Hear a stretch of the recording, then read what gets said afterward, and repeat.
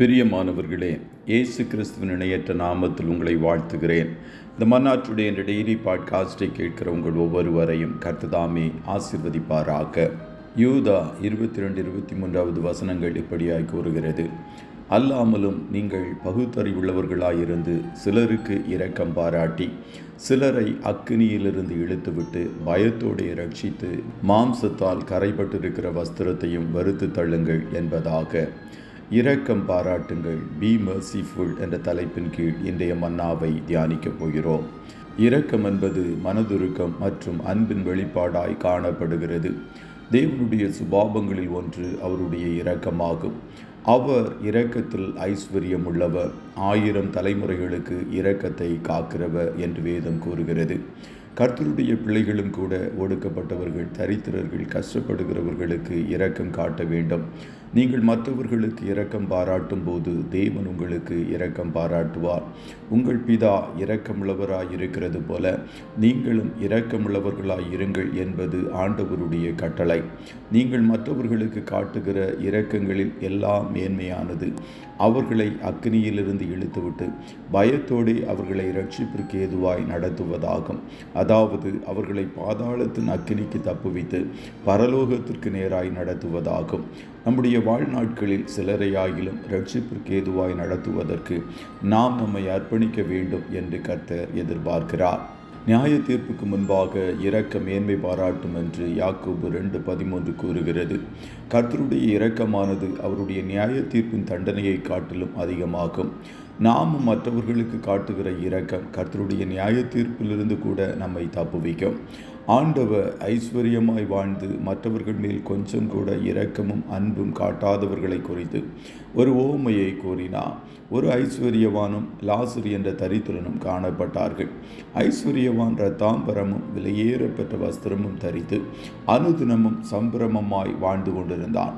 லாசரு பருக்கள் நிறைந்தவனாய் அந்த ஐஸ்வர்யவானுடைய வாசல் அருகே கிடந்து அவனுடைய மேஜையிலிருந்து விழும் துணிக்கைகளாலே தன் பசியை ஆற்ற ஆசையாயிருந்தான்.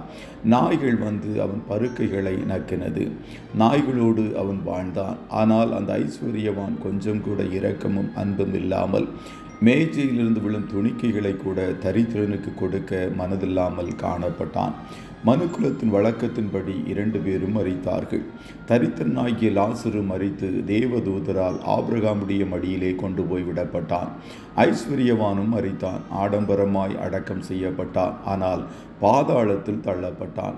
அங்கு அவன் வேதனைப்படுகிற போது தன் கண்களை ஏறெடுத்து தூரத்திலே ஆபிரகாமையும் அவன் மடியிலே லாசருவையும் கண்டான். அப்பொழுது அவன், தகப்பனாகிய ஆபிரகாமே, நீர் எனக்கு இறங்கி லாசரு தன் விரலின் நுனியை தண்ணீரில் தோய்த்து என் நாவை குளிர பண்ணும்படி அவனை அனுப்ப வேண்டும். இந்த அக்கினி ஜுவாலையில் வேதனைப்படுகிறேனே என்று கூப்பிட்டான்.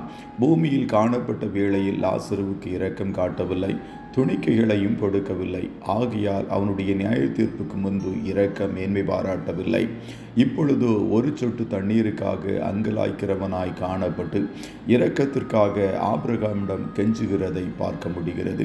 இந்த பூமியில் எளியவர்களுக்கு இரக்கம் காட்டாமல் கர்த்தருடைய ஊழியத்திற்கென்று ஏதும் செய்யாமல் தனக்காகவும் தன் குடும்பத்திற்காகவும் வாழ்கிற எத்தனை பேர் பாதாளத்தில் ஒரு சொட்டு தண்ணீருக்காக ஏங்கப் போகிறார்களோ என்பது தெரியவில்லை.